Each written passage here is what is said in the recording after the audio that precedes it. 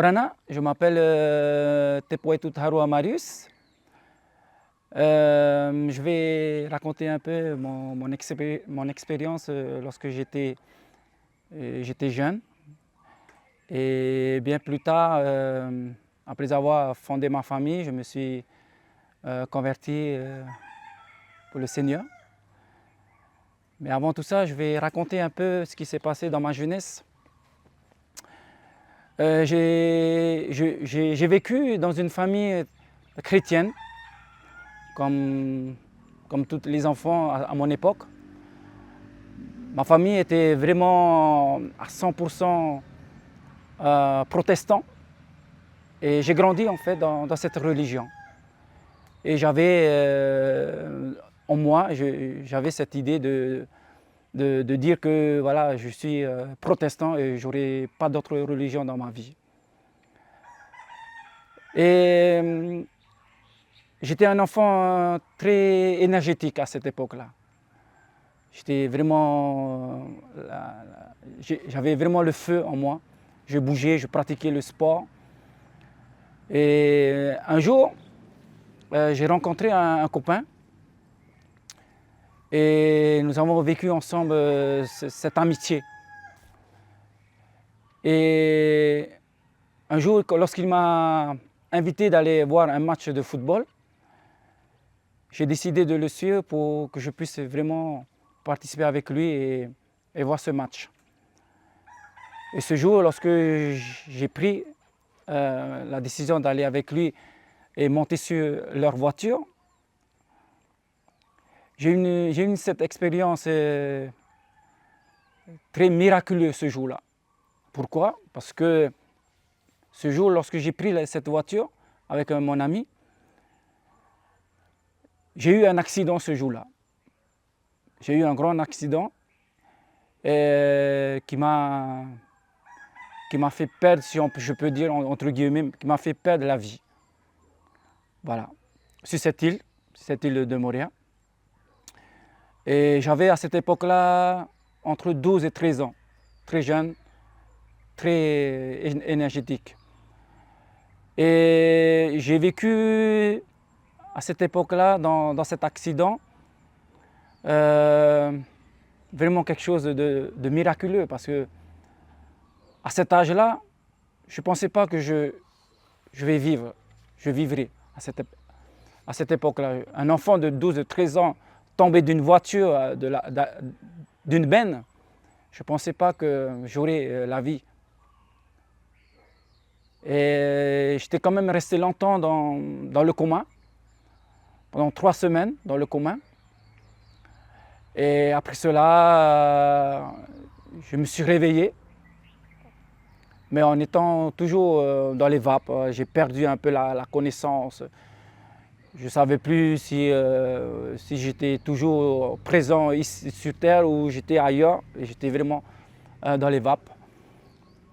Et c'était ce jour qui vraiment, je me rappelle que je me suis dit que c'est pas une vie pour moi pour vivre sur cette terre. Voilà. Et quand même, pour dire que j'ai quand même voyagé au-delà. Voilà. J'ai quand même voyagé au-delà. J'ai perdu la vie. Et pour dire que Dieu seul le sait, voilà, j'ai vu l'autre côté au-delà de cette vie.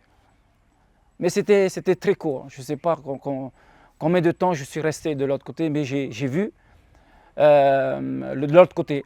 J'ai vu l'autre côté de cette vie d'ici sur Terre. Et de peu de temps, je voyais cette lumière blanche qui me frappait de l'autre côté de la vie. Je voyais cette lumière qui me frappait dans l'œil. Tout ce que je voyais en même temps une tombe. Je voyais une tombe et je me suis dit, ce tombe-là, c'est comme si c'était moi.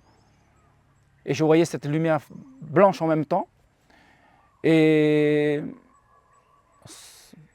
lorsque je me suis réveillé sur sur mon lit d'hôpital. J'étais plein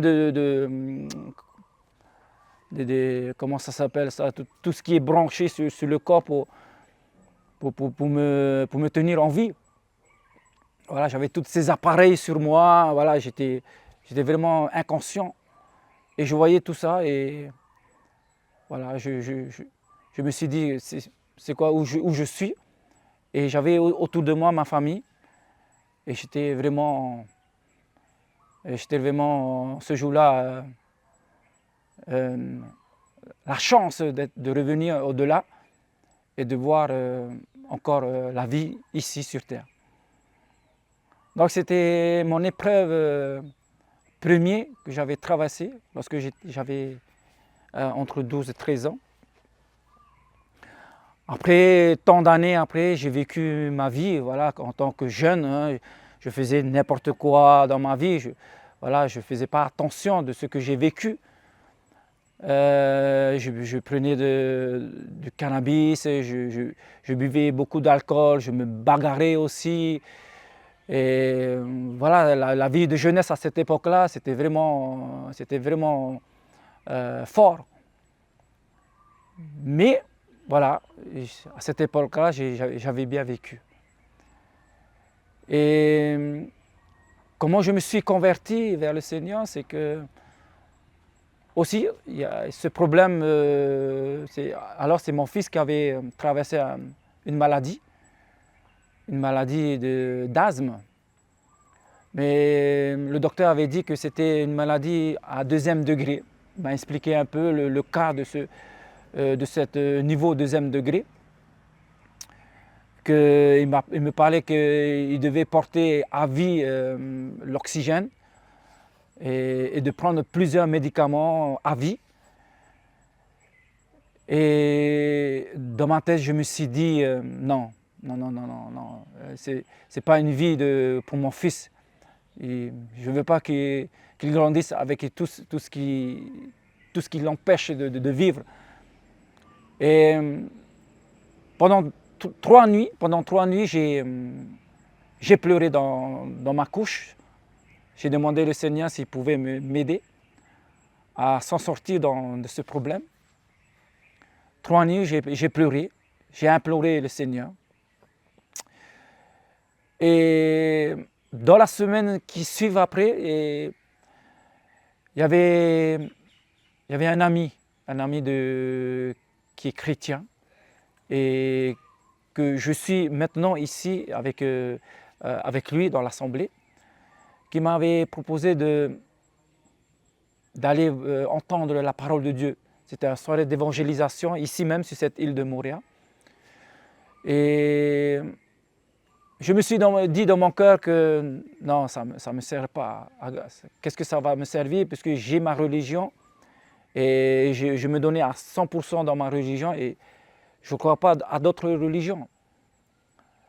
Mais je sentais par rapport à ce que j'ai vécu et par rapport à ce que j'ai demandé au Seigneur pour mon fils, j'ai senti cette présence qui me poussait en fait. Alors j'ai dit à cet ami, ok, pourquoi pas, peut-être je viendrai, ou si tu ne me vois pas ce soir-là, ben, tu me verras pas. Après j'ai raccroché l'appel et j'ai demandé à mon épouse si elle pouvait m'accompagner. Alors il faut se dire, en ce temps-là, mon épouse aussi avait sa propre religion et ce n'était pas facile de lui demander et en même temps d'aller voir aussi cette évangélisation, d'aller entendre la parole de Dieu. Mais j'ai quand même cherché un moyen pour qu'elle puisse prendre une décision ce jour-là. Et à force de persévérer, de demander à mon épouse, elle a pu accepter. Mais c'était dur quand même, c'était dur. Je me suis battu quand même pour qu'on puisse aller entendre la parole de Dieu. Et nous sommes partis à cette soirée d'évangélisation.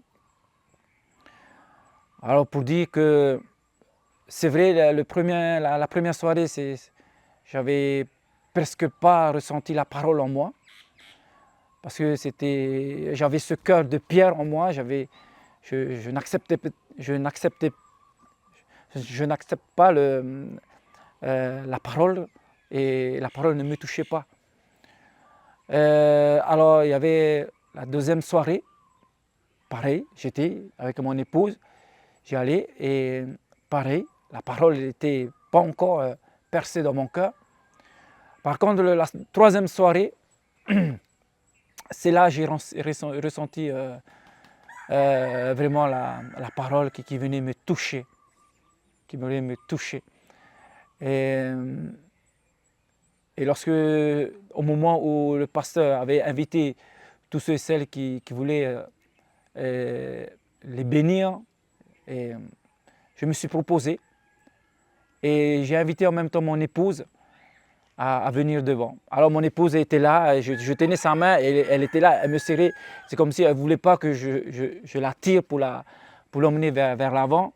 Mais j'ai quand même forcé, j'ai quand même tiré mon épouse pour qu'elle puisse se lever de sa chaise et qu'elle puisse se présenter avec moi devant le pasteur. À cette époque-là, c'était le pasteur Maurice qui donnait la bénédiction avec notre frère Teta ce soir-là.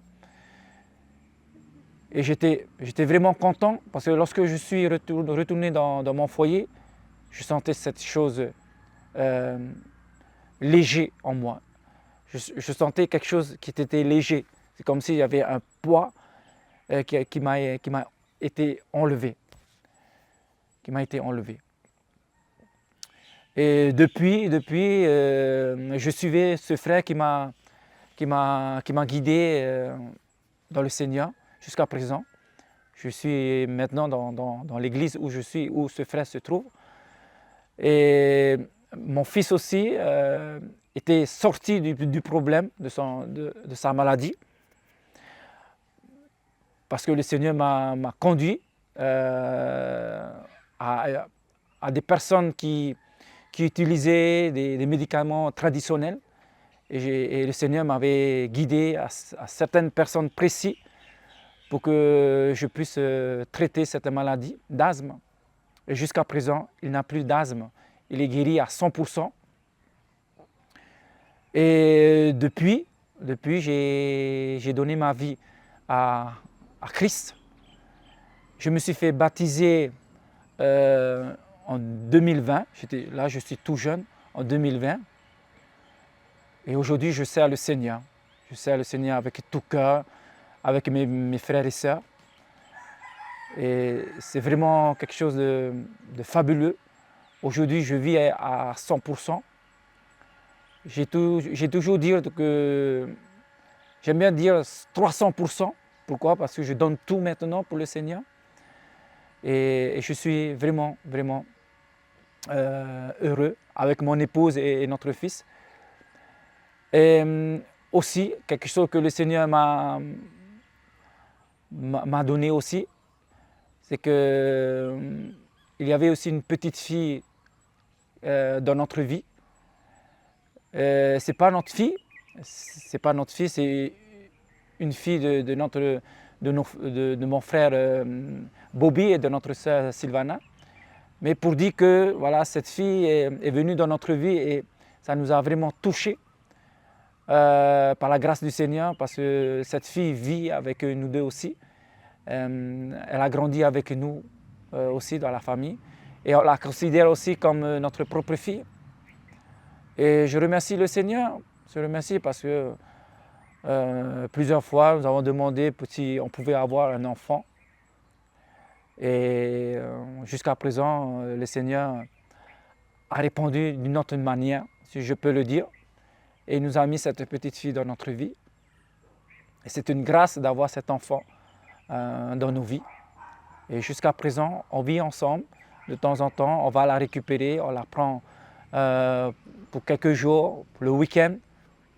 Et on vit vraiment parfait avec le Seigneur. Pour dire que si jamais vous traversez dans des moments difficiles, comme moi j'ai vécu, dans ma jeunesse. Sachez que le Seigneur ne lâchera pas, même si vous décidez de faire quoi que ce soit, et le Seigneur ne vous lâchera pas. Voilà. Et je sais que le Seigneur est toujours là, et je sais qu'aujourd'hui le Seigneur a un plan pour moi, et je sers le Seigneur de tout mon cœur, de toute mon âme, de toute ma force, de toute ma pensée. Et à lui seul revient toute la gloire. Voilà quelques messages que je peux apporter. Soyez bénis et que le Seigneur vous bénisse encore dans votre vie. Amen.